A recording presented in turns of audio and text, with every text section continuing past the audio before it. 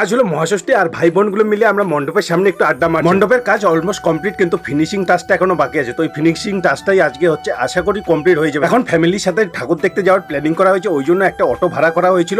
তো আমার ফ্যামিলির থেকে শুধু আমার বোন যাবে, মা বাবা তো যাবে না, আর ম্যাডামের ফ্যামিলি। তো ম্যাডামের ফ্যামিলিকে নিয়ে সোজা চলে গেলাম এখন ঠাকুর দেখার উদ্দেশ্যে দিনাটায়। ওখানে গিয়ে দেখি গাড়ি তো যাবে না, 1 কিলোমিটার লম্বা লাইন, গাড়ি ভাড়া করে লাভ আর কি হলো, গাড়ি তো রুখতে দিচ্ছে না। তো আর কি হেঁটে হেঁটেই চলে গেলাম ঠাকুর দেখার উদ্দেশ্যে। ফার্স্টেই চলে গেলাম কলেজ পাড়া প্যান্ডেলটা দেখতে। প্যান্ডেল দেখলাম, কিছু ছবি ওঠার চেষ্টা করলাম, আর তারপরে এইখানে দেখো কারুকার্য, এখানে বালি আর জল দিয়ে কিছু কারুকার্য করা হয়েছে, কত সুন্দর সুন্দর ডিজাইন বানানো হয়েছে। এটাই হলো হাতের আসল কারুকার্য। তো দেখা যাক এরপরে কি আসে। এরপর চলে গেলাম মদনমোহন মন্দিরে, ওখানে শিবলিঙ্গ বানানো হয়েছে, শিবলিঙ্গর সাথে আরো কিছু কিছু ডিজাইন বানানো হয়েছিল। যত ভিতরে যাচ্ছি তত যেন গায়ের লোম খাড়া খাড়া হয়ে যাচ্ছে।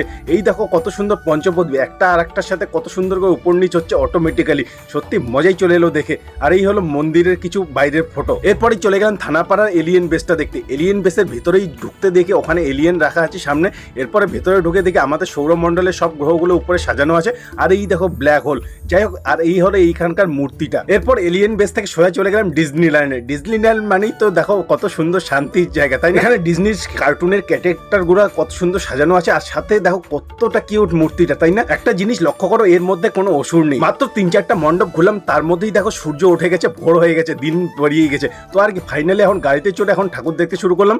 লাইট তো বন্ধ হয়ে গেছে, তারপরে চলে গেলাম এই প্যারাশুটের ঠাকুরটা দেখতে। দিনের হয়ে গেছে আর তারপরেও ভিড় কমছে না। যাই হোক, এখানকার ঠাকুরটা দেখে এখন চলে গেলাম মেইন ঠাকুর দেখার উদ্দেশ্যে।